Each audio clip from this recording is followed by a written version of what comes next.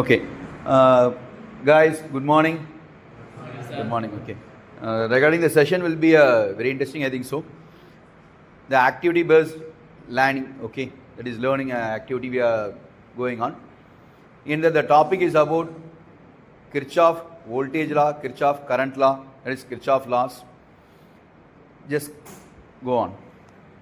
Who is going to proceed?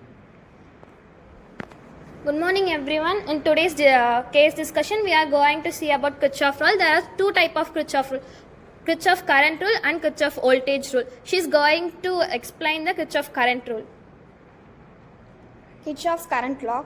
At any junction in an electrical circuit, the sum of the current entering the junction is equal to the sum of the current leaving the junction. This law is based on the conservation of electrical charge. Now, let's imagine a large shopping mall with a single entrance. In the morning, exactly 200 people entered through the mall. This entrance, a security guard carefully counts the number of people entering. After entering the mall, none of these 200 people disappear and no extra people are created inside the mall. Every person who entered must go somewhere inside or leave through next. Out of the 200 people, 80 people go to the food court, 60 people go to the movie theatre, 40 people go to the shopping area, 20 people leave through the exit gate. If we add the number of people going to the different places, we get 200. So the total number of people entering the mall is exactly equal to the total number of people leaving through the different paths. This shows the idea of conservation. Now let us connect the story to an electrical circuit. People represent electric current. The mall junction represent a node in a circuit. Different sections of mall represent branches of the circuit. At the node, the current that enters must divide into different branches. The voltage law states that the algebraic sum of the all voltage around any closed loop in an electric circuit is 0. The current rule and voltage rule is used to analyze the current and voltage in a given circuit. Now let's relate voltage rule to a story. இப்போ ஒரு student இருக்காங்க, அவங்களுக்கு வந்து அவங்க parent வந்து ஒரு 1000 rupees கொடுக்குறாங்க. அந்த 1000 rupees தான் வந்து வோல்டேஜ் ரைஸ்.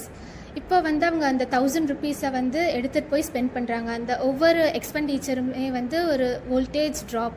திருப்பி அவங்க வீட்டுக்கு வரும்போது அவங்க கிட்ட 0 rupees தான் இருக்குது. இதுலேருந்து என்ன தெரியுதுன்னா, in a closed loop voltage gain equal to voltage drop. So let's see the another example. இப்போ வந்து ஒரு க்ளோஸ்டு சர்க்கியூட் இருக்குது. அதில் வந்து பேட்ரி, பல்ப் அண்ட் ரெசிஸ்டர் வந்து கனெக்ட் பண்ணி வச்சுக்கிறாங்க. இப்போ பேட்டரியிலேருந்து வந்து கரண்ட் வந்து பாஸ் ஆகுது. ஸோ அது வந்து பல்புக்கு போகுது. ஸோ பல்பு வந்து கொஞ்சம் கரண்ட் எடுத்துகிட்டு அது க்ளோ ஆகுது. ஸோ நெக்ஸ்ட் அந்த கரண்ட்டு வந்து ரெசிஸ்டருக்கு போகுது. அங்கே வந்து லாஸ் ஆஃப் எனர்ஜி வந்து லாஸ் ஆகுது.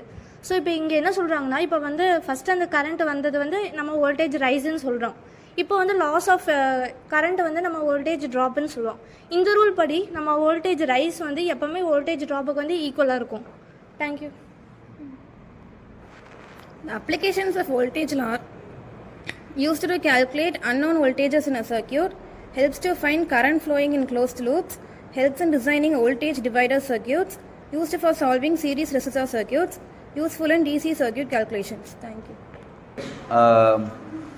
Kirchhoff current law, Kirchhoff voltage law அப்படிங்கிறது வந்து ஒரு ஸ்டோரி டெல்லிங்கில் சம்திங் தே டிட்.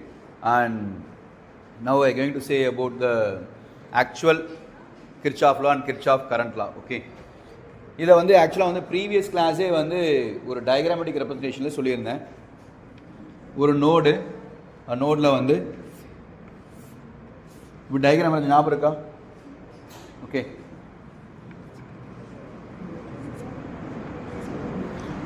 இது நான் 3 பாயிண்ட்டாக வரைகிறேன். போன கிளாஸில் வந்து 5 பாயிண்ட்ஸ் ஏதோ சம்திங் வரைஞ்சிருந்தோம்.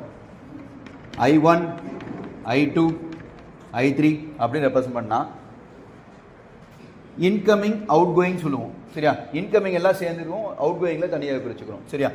ஸோ இது வந்து இன்கமிங், இதுவும் இன்கமிங், இது அவுட் கோயிங். ஓகேவா? So I1 plus I2 equal to I3 சொல்லலாமா? Okay, just thing. இதை வந்து ஆக்சுவலாக வந்து I1 plus I2 minus I3 equal to 0ன்னு சொல்லலாமா? இதுதான் Kirchhoff கரண்ட் லா, வேறு எதுவுமே இல்லை. ஆக்சுவலாக incoming minus out coming equal to 0. ஓகேவா? இப்போ இதை வந்து அவங்க ஸ்டோரி டெல்லிங் எப்படி சொல்லியிருந்தாங்க? எக்ஸாம்பிள், someone has 1000 rupees அப்படின்னு சொன்னான். மீதி வந்து ஆக்சுவலாக வந்து பார்த்தீங்கன்னா இவங்க வந்து ஒரு ஷாப்பிங் போகிறாங்க. ஓகேவா? Shopping is a note. ஓகேவா? ஸோ அந்த நோட்டில் வந்து ஷாப்பிங் போகிறாங்க. போயிட்டு வந்து செலவு பண்ணுறது பார்த்தீங்கன்னா ஆக்சுவலாக வந்து ஒவ்வொருத்தரும் ஒரு செலவு பண்ணுறது வந்து 1000 rupeesங்கிறது ஒருத்தர் வச்சுருக்காங்க. சரியா? கூட வந்து 4 members போகிறாங்க. That is 3. இங்கே வந்து 3ங்கிறது சொல்லலாம். 3 points R 2 points what ever. ஓகேவா? ஸோ இதில் வந்து ஒருத்தர் தான் செலவு பண்ணுறாங்க, மீதி 2 பேரும் சும்மா தான் இருக்கிறாங்க. சரியா? தட் மீன் இப்போ வந்து செலவு பண்ணுறது பார்த்தீங்கன்னா ஒரு 250, இன்னொரு 300 செலவு பண்ணுறாங்க. இப்போ ரிமைனிங் எவ்வளோ இருக்கும்? 1000ல் 250, 300 செலவு பண்ணிட்டாங்க. ரிமைனிங் எவ்வளோ இருக்கும்? ரிமைனிங் எவ்வளோ இருக்கும்? 250, 300 செலவு. இது வந்து ஆக்சுவலாக 550யா? அப்போ வந்து 450 ரிமைனிங் இருக்குமா அவுட் ஆஃப் 1000ல்? புரியுதா? இது எல்லாத்தையும் ஆக்சுவலாக மைனஸ் பண்ணா தட் மீன் 450 ப்ளஸ் 550 ரெண்டையும் ஆட் பண்ண எவ்வளோ? 1000.